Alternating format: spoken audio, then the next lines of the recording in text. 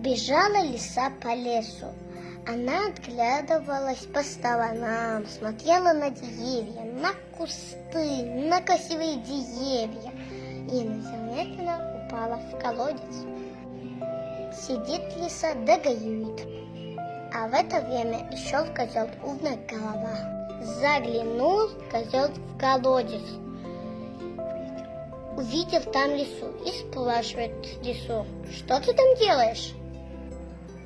А лиса отвечает: отдыхаю, голубчик. Так наверху жарко, вот я и забралась сюда. Уж как тут прохладно, хорошо. Водички сколько хочешь. А козлу уже давно пить охота. А хороша водичка там, спрашивает козел. Отвечает лиса: чистая, холодненькая. Если хочешь, прыгай ко мне, тут водички много и места. И прыгнул козел в колодец. А лиса тут как тут.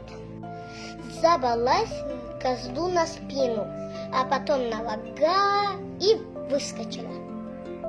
Долго сидел козел в колодце и горевал, пока не нашли его и не вытащили за рога.